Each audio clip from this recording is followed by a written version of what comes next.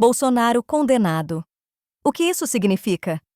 No vídeo de hoje, minha missão é clara: responder cada dúvida de vocês sobre o que vem depois dessa decisão absurda que cravou a injustiça contra Bolsonaro. E aqui, eu vou revelar as 3 rotas possíveis: a jurídica, a política e a internacional.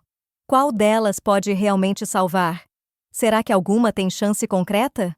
Mas antes de expor isso, preciso registrar: estamos vivendo um momento de trevas. Ontem, além da sentença escandalosa que jogou Jair Bolsonaro em 27 anos de prisão, recebemos a notícia da execução fria, desumana e bárbara de Charlie Kirk, um jovem cristão de apenas 31 anos, que rodava universidades nos Estados Unidos para dialogar com estudantes de forma respeitosa. Bolsonaro condenado. O que isso significa? No vídeo de hoje, minha missão é clara: responder cada dúvida de vocês sobre o que vem depois dessa decisão absurda que cravou a injustiça contra Bolsonaro. E aqui eu vou revelar as 3 rotas possíveis: a jurídica, a política e a internacional. Qual delas pode realmente salvar? Será que alguma tem chance concreta? Mas antes de expor isso, preciso registrar: estamos vivendo um momento de trevas. Ontem, além da sentença escandalosa que jogou Jair Bolsonaro em 27 anos de prisão, recebemos a notícia da execução fria, desumana e bárbara de Charlie Kirk, um jovem cristão de apenas 31 anos, que rodava universidades nos Estados Unidos para dialogar com estudantes de forma respeitosa. Charlie Kirk foi aquilo que os cristãos chamam de missão divina. Ele brilhou como sal da terra, iluminou como luz do mundo. Ele apontava o caminho e a verdade para os jovens dentro das universidades. Ele encarava de frente a militância progressista, a esquerda militante, sempre nos debates mais polêmicos: ideologia de gênero, racismo, sacralidade da vida. Tornou-se voz de peso entre a juventude. Arrastava multidões. Sua morte brutal me deixou em choque profundo nesses últimos 2 dias. Porque ele não foi vencido no campo das ideias, não foi derrotado no debate, não foi calado por argumentos melhores. Não. Ele foi calado com chumbo. Como se parte de mim tivesse tombado junto. Olhando para o Brasil, vejo Bolsonaro encarcerado injustamente e sinto que outro pedaço de mim está atrás das grades, porque os direitos dele são os mesmos direitos de todos nós e estão sendo rasgados diante dos nossos olhos. Que fase sombria para a democracia mundial, em que pessoas são presas e mortas simplesmente por se expressarem. Mas vamos avançar para as 3 saídas possíveis de Bolsonaro. Começo pela jurídica. As chances de recurso? Quais são as alternativas de defesa? Essa saída, pasmem, é considerada a mais frágil de todas. Por quê? Porque depende justamente do STF, esse mesmo tribunal que parece decidido a destruir Bolsonaro a qualquer custo. Ali dentro não há refúgio.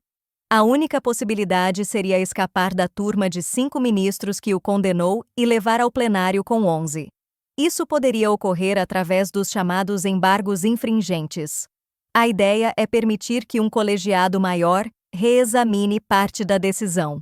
Só que o STF criou limitações pesadas para esse tipo de recurso. Segundo a Corte, os embargos só cabem quando ao menos 2 ministros votam pela absolvição. No caso de Bolsonaro, apenas Luiz Fux votou a favor. Mas o regimento interno não fala isso. O que está escrito é que, em decisões do plenário, é preciso haver divergência mínima de 4 votos para embargos. Essa regra, contudo, só faria sentido no próprio plenário, onde os mesmos ministros decidem de novo. Mas quando o julgamento começa na turma de 5, o caso pode ir para o plenário com 6 ministros inéditos no processo. O que pode mudar tudo.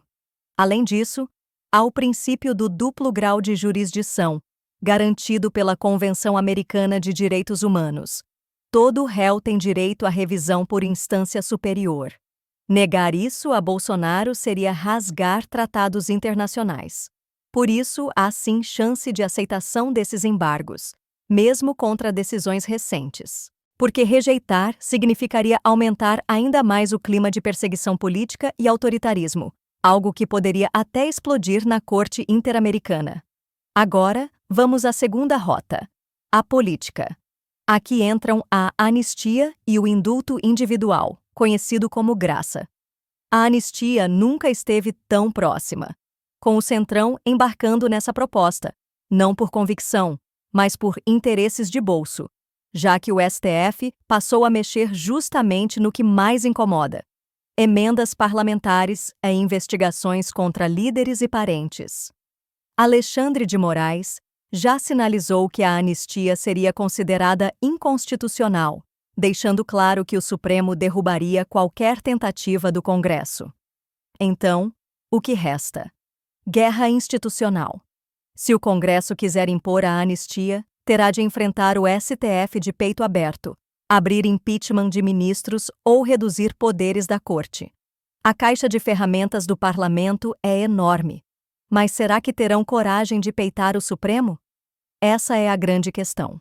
Existe ainda o indulto individual, que poderia ser concedido por um novo presidente de direita em 2026.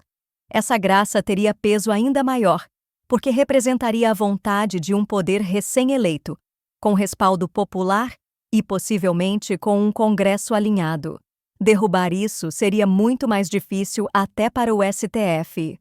Por fim, a terceira saída, a internacional.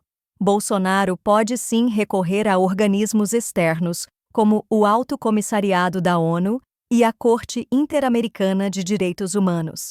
Esses tribunais podem responsabilizar o Brasil, ordenar indenizações e até anular a condenação.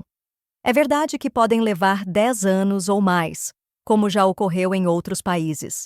Mas a pressão internacional tem força real e pode obrigar o STF a recuar antes disso, exatamente como aconteceu no caso de Lula, que parecia perdido e acabou revertido. Nesse cenário, a nulidade do processo contra Bolsonaro pode se sustentar em várias bases, desde o reconhecimento de Fux até a falta de imparcialidade de ministros que se declararam inimigos do réu. Em qualquer lugar do mundo, isso derruba julgamento. Então, agora eu pergunto a vocês: acreditam que alguma dessas rotas vai se concretizar? Deixem sua opinião nos comentários. Curtam a análise, inscrevam-se no canal e ativem o sininho para não perder nada. E eu adianto: tenho convicção de que vamos reverter essa injustiça com a vitória de um novo presidente de direita em 2026. Um forte abraço e até o próximo vídeo. Charlie Kirk foi aquilo que os cristãos chamam de missão divina. Ele brilhou como sal da terra, iluminou como luz do mundo. Ele apontava o caminho e a verdade para os jovens dentro das universidades.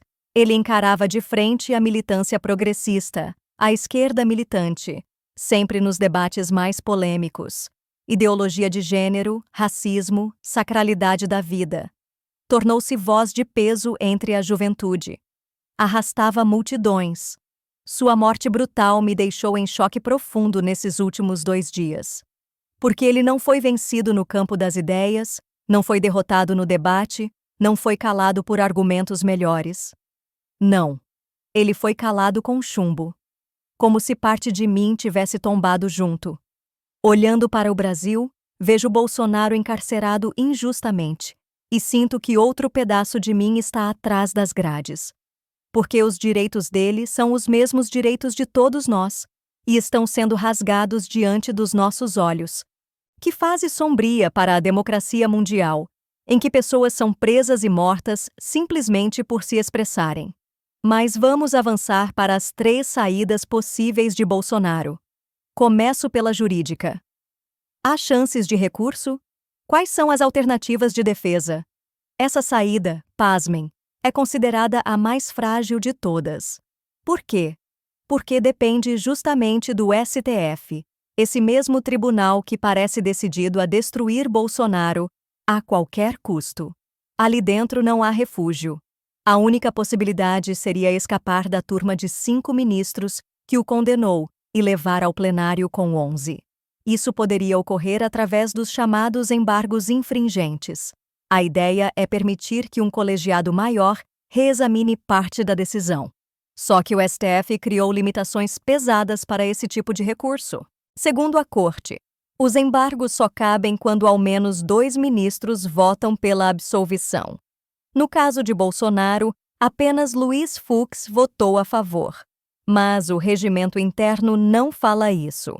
O que está escrito é que, em decisões do plenário, é preciso haver divergência mínima de 4 votos para embargos. Essa regra, contudo, só faria sentido no próprio plenário, onde os mesmos ministros decidem de novo. Mas quando o julgamento começa na turma de 5, o caso pode ir para o plenário com 6 ministros inéditos no processo, o que pode mudar tudo. Além disso, há o princípio do duplo grau de jurisdição, garantido pela Convenção Americana de Direitos Humanos. Todo réu tem direito à revisão por instância superior. Negar isso a Bolsonaro seria rasgar tratados internacionais. Por isso, há sim chance de aceitação desses embargos, mesmo contra decisões recentes. Porque rejeitar significaria aumentar ainda mais o clima de perseguição política e autoritarismo, algo que poderia até explodir na Corte Interamericana. Agora, vamos à segunda rota, a política. Aqui entram a anistia e o indulto individual, conhecido como graça. A anistia nunca esteve tão próxima, com o Centrão embarcando nessa proposta, não por convicção, mas por interesses de bolso, já que o STF passou a mexer justamente no que mais incomoda: emendas parlamentares e investigações contra líderes e parentes. Alexandre de Moraes já sinalizou que a anistia seria considerada inconstitucional, deixando claro que o Supremo derrubaria qualquer tentativa do Congresso. Então, o que resta? Guerra institucional. Se o Congresso quiser impor a anistia, terá de enfrentar o STF de peito aberto, abrir impeachment de ministros ou reduzir poderes da Corte. A caixa de ferramentas do parlamento é enorme. Mas será que terão coragem de peitar o Supremo? Essa é a grande questão. Existe ainda o indulto individual, que poderia ser concedido por um novo presidente de direita em 2026. Essa graça teria peso ainda maior, porque representaria a vontade de um poder recém-eleito, com respaldo popular e possivelmente com um Congresso alinhado. Derrubar isso seria muito mais difícil até para o STF. Por fim, a terceira saída, a internacional. Bolsonaro pode sim recorrer a organismos externos, como o Alto Comissariado da ONU e a Corte Interamericana de Direitos Humanos.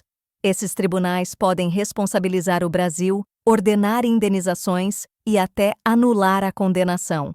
É verdade que podem levar 10 anos ou mais, como já ocorreu em outros países. Mas a pressão internacional tem força real e pode obrigar o STF a recuar antes disso, exatamente como aconteceu no caso de Lula, que parecia perdido e acabou revertido. Nesse cenário, a nulidade do processo contra Bolsonaro pode se sustentar em várias bases, desde o reconhecimento de Fux até a falta de imparcialidade de ministros que se declararam inimigos do réu. Em qualquer lugar do mundo, isso derruba julgamento. Então, agora eu pergunto a vocês: acreditam que alguma dessas rotas vai se concretizar? Deixem sua opinião nos comentários. Curtam a análise, inscrevam-se no canal e ativem o sininho para não perder nada. E eu adianto, tenho convicção de que vamos reverter essa injustiça com a vitória de um novo presidente de direita em 2026. Um forte abraço e até o próximo vídeo.